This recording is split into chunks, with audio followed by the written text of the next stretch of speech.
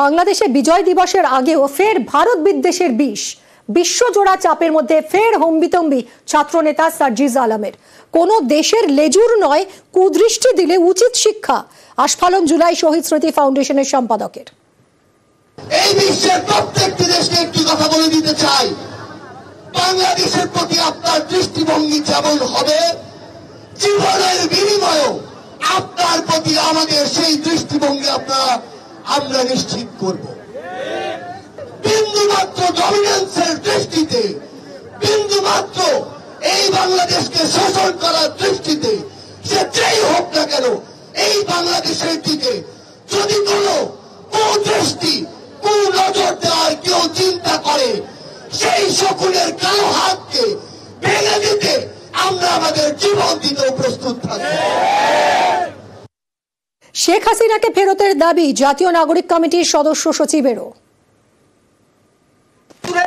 অপরাধী তাদের যেমন বিচার নিশ্চিত করতে হবে, 24 সালের যুদ্ধাপরাধীদেরও বিচার নিশ্চিত করতে হবে। বাংলাদেশের স্বাধীনতা, সার্বভৌমত্ব, বাংলাদেশের বিজয় দিবসের প্রতি যদি ভারতের দায় থেকে থাকে, সম্মান থেকে থাকে, অবিলম্বে ভারত গণহত্যাকারী, যুদ্ধ অপরাধী, মানবতা বিরোধী অপরাধী শেখ হাসিনাকে বাংলাদেশের বিচারের কাছে সুপর্দ করবে। বাংলাদেশে ভারত বিদ্বেষের বিষ প্রতিদিনই সুর চড়াচ্ছেন সে দেশের কট্টরপন্থীরা, বারবার দিচ্ছেন হাস্যকর সব হুমকি। সোমবার 16 ডিসেম্বর বাংলাদেশের বিজয় দিবস। 1971 সালে এই দিনেই স্বাধীন বাংলাদেশের জন্ম হয়, যার পিছনে বড় অবদান ছিল ভারতের। অনেক ভারতীয় সেনা বাংলাদেশের মুক্তিযুদ্ধে শহীদ হন। এসব ইতিহাস ভুলে বাংলাদেশে এখন ভারত বিদ্বেষের বিষ। 5 আগস্টের পরে মনে হয় নাই, এই 10 দিন ধরে মনে হয়েছে বাংলাদেশ স্বাধীন। স্বাধীনতার ইতিহাসে তথাকথিত 71-এর স্বাধীনতার নাম দিয়া ভারতের গোলামির জিঞ্জিরে, পাকিস্তানের গোলামি বাদ দিয়া ভারতের গোলাম হয়েছিল বাংলাদেশ। অথচ এখন ভারতের বিরুদ্ধে বাংলাদেশ বিবৃতি দেয়। ভারতের বিরুদ্ধে কি দেয়? এখন না কিছুটা মনে হয় স্বাধীন। বাংলাদেশের বর্তমান পরিস্থিতি সরকারের হাতের বাইরে। সেখানে প্রচ্ছন্ন মদত রয়েছে সরকারের হিন্দুদের উপরে অত্যাচার করার। এর একসময় সমাধান হবেই। ভারতের পণ্য না গেলে না খেয়ে মরবে। 1 অক্ষর 1 ইঞ্চি পেটে কালির বুদ্ধি নেই, ঠিক আছে? যেটা করছে ওই জামাতের বুদ্ধিতে করছে। কট্টরপন্থীদের সুরে সুর মিলিয়েছেন বাংলাদেশের সুপ্রিম কোর্টের অবসরপ্রাপ্ত বিচারপতিও। ভারতের এই কূটকৌশলের মধ্যে আমরা নিষ্পেষিত হয়েছি।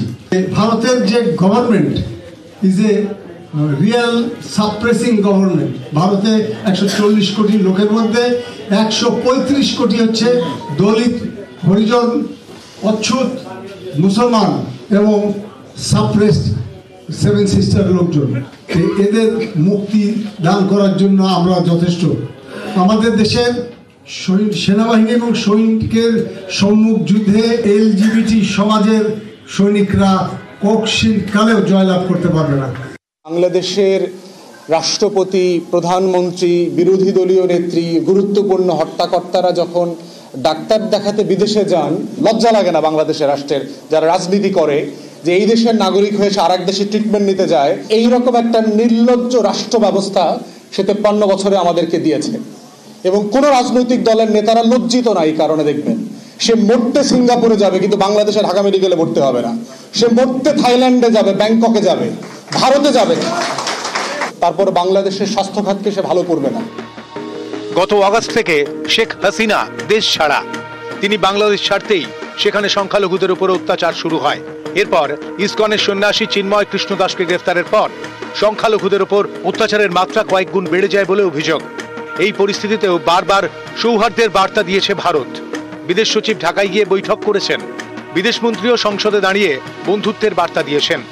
কিন্তু বাংলাদেশের কট্টরপন্থীরা এর মূল্য বুঝছেন না। তাদের গলায় শুধুই হুঙ্কার। আমরা শুধু ভারতকে একটি জিনিস বলে দিতে চাই, আপনাদের সাথে আমাদের সম্পর্ক কি হবে সেটা আপনারা আপনাদের কাজের মাধ্যমে নির্ধারণ করবেন। যেই খুনি হাসিনা এতগুলো মানুষকে খুন করে এই বাংলাদেশ থেকে পালিয়ে গিয়েছে, বাংলাদেশের মানুষের দ্বারা এই দেশ থেকে তাড়িত হয়েছে, সেই খুনি হাসিনাকে আপনারা আশ্রয় দিয়েছেন। যদি এই বাংলাদেশের সাথে আপনাদের সম্পর্ক স্থাপন করতে চান, খুনি হাসিনাকে বাংলাদেশে ফিরিয়ে দিন। সমস্ত হিন্দু এবং সনাতনীদের বলবো, আমরা সবাই একসঙ্গে মিলে তার প্রতিবাদে নামবো। প্রয়োজনে বাংলাদেশে ওই ইউনিট সরকারের ঘাট ধরে গদি থেকে নামিয়ে হিন্দুদের আমরা তারা যাতে সুরক্ষা পায় এবং তারা সঠিকভাবে বসবাস করতে পারে সেই ব্যবস্থা করতে হবে। ভারতের চাপের মুখে সম্প্রতি সুর নরম করে বাংলাদেশের ইউনূস সরকার। সে দেশে সংখ্যালঘু নির্যাতনের কথা স্বীকার করে নেয় অন্তর্বর্তী সরকার। এ নিয়ে অন্তর্বর্তী সরকারের প্রধান মোহাম্মদ ইউনূসকেও নিশানা করেছেন বাংলাদেশের কট্টরপন্থীরা। বিবেকবোধের জায়গায় যদি আমাদের মনে হয় যে কেউ আপনারা এই অভ্যুত্থানের স্পিরিটের সাথে বিশ্বাসঘাতকতা করছেন, ইভেন প্রফেসর ডক্টর মোহাম্মদ ইউনূসও যদি হয়, আমরা তাকেও ছেড়ে কথা বলবো না। নিউজ 18 বাংলা। আজ বাংলাদেশের 54তম বিজয় দিবস। ফোর্ট উইলিয়ামে বিজয় দিবস পালিত হলো। বাংলাদেশ থেকে 9 জন মুক্তিযোদ্ধা এসেছেন কলকাতায়।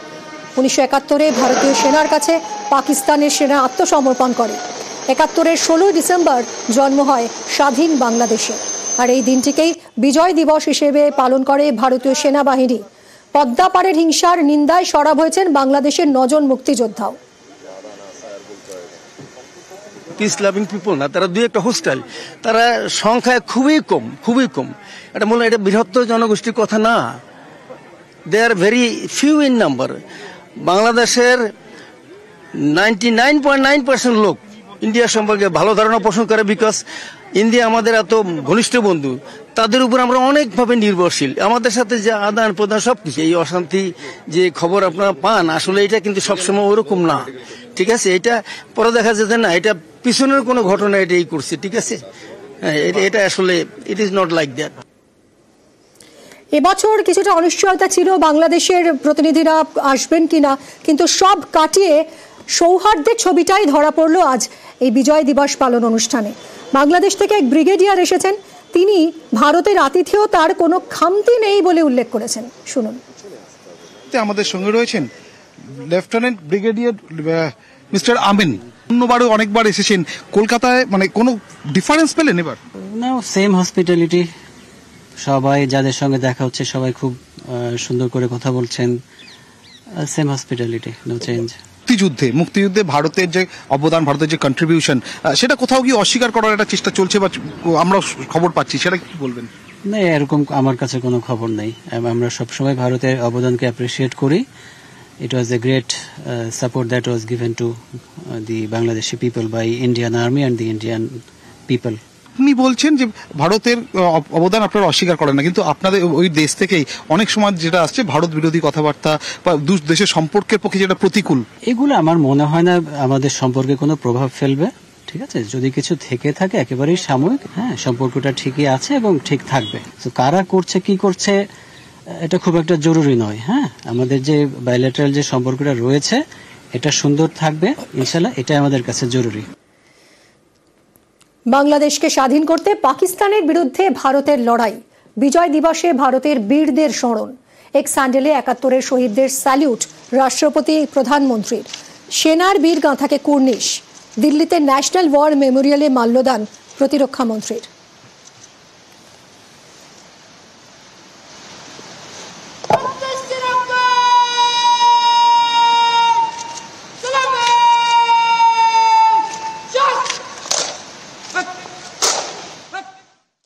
ভারতে চিন্ময় কৃষ্ণ দাসের আইনজীবী। চিকিৎসার জন্য ভারতে চিন্ময় কৃষ্ণ দাসের আইনজীবী।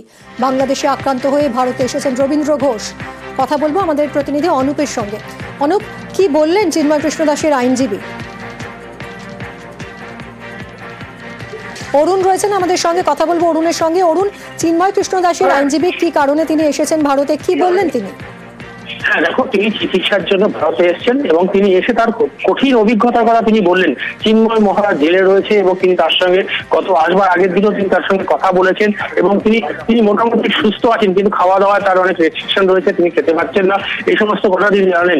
বাংলাদেশে যে ঘটনা আমরা ঘটছে বা ভিডিওতে আমরা দেখতে পাচ্ছি সমস্তটা তিনি কিন্তু নিজে চোখে দেখে এসেছেন এবং তার তিক্ত অভিজ্ঞতার কথা তিনি কিন্তু শেয়ার করলেন। তিনি বললেন যে ধরনের ঘটনা ঘটছে এতে কিন্তু মানুষ আতঙ্কিত, কোথায় পালাবে, শুধু হিন্দুরা সমস্ত সমস্ত জাতি কিন্তু এখন ভয়ে রয়েছে যে কিভাবে কেউ যাদের পাসপোর্ট ভিসা আছে তারা কিন্তু সোজা পথে প্লেন পাওয়া যাওয়া অন্য পথে আসছে, যাদের পাসপোর্ট ভিসা নেই তারা কিন্তু চোরা পথে ভারতে ঢোকার চেষ্টা করছে।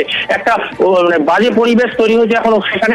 কবে সেটা থামবে তিনি কিন্তু বলতে পারছেন না। তিনি তার মনের জোর, যখন কোনো আইনজীবী চিন্ময় দাসের পক্ষে দাঁড়াননি তখন কিন্তু তিনি একা 74 বছরের একজন বৃদ্ধ, তিনি কিন্তু তার পাশে দাঁড়িয়েছিলেন এবং তিনি মনের জোরে তিনি বাংলাদেশ যাচ্ছেন, আবার 2 তারিখে তিনি বাংলাদেশে পৌঁছে যাবেন এমনটা তিনি জানাচ্ছেন। তিনি চিকিৎসার জন্য ভারতে এসেছেন। তার উপরে যে ধরনের হেনস্থা করা হয়েছে আদালতের মধ্যে, তাকে যেভাবে আইনজীবীরা তাকে ধাক্কি থেকে শুরু করে তিনি তার তিক্ত অভিজ্ঞতা দেখেছেন যে আদালতে কখনো আইনজীবীদের মধ্যে এরকম হবে বা এরকম একটা পরিবেশ তৈরি হবে তিনি কিন্তু ভাবতেই পারছেন না। তার বাংলাদেশি জন্ম, তিনি চট্টগ্রামের বাসিন্দা, তিনি কিভাবে এইভাবে আতঙ্কিত বলছে। আমি নিজের দেশে বলছি এরকম বইমাত্র ব্যবহার শুরু হয়ে গেছে সেখানে।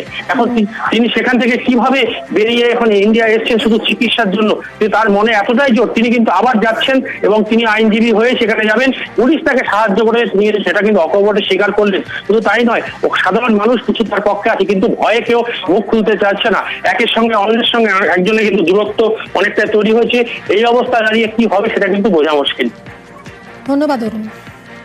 চিন্ময় প্রভু হলো সনাতন ধর্মকে রক্ষা করার জন্য সারা বাংলাদেশ ঘুরে বেড়ায়, কিন্তু ওইটা দেখে সরকার আমার মনে হচ্ছে ভীত সন্ত্রস্ত হয়ে গেছে। কি করে দমাতে হয়, ওনার বিরুদ্ধে মামলা করে দিল, রাষ্ট্রের বিরুদ্ধে কাজ করেছে। উনি রাষ্ট্রের বিরুদ্ধে যদি কাজ করেও থাকেন এটা তো একটা বিচার হবে, বিচারের আগে ওনাকে মেরে ফেলা হবে। তার মানে মানুষ তো কোনো তার ফান্ডামেন্টাল রাইট, তার হিউম্যান রাইটস বলতে কিছু আছে? কিছুই তো নাই, সব শেষ হয়ে গেছে। এটা কি একটা দেশের সম্মান রইল? আমি চিন্ময় প্রভুর জন্য যেহেতু ওকালতনামা দিয়েছি, আমি লড়াই করে যাব ওনার বেল না হওয়া পর্যন্ত। আমি সুপ্রিম কোর্টে যাব, হাইকোর্টে থাকবো, সুপ্রিম কোর্টে থাকবো, উনি আলটিমেটলি মুক্তি পাবেন।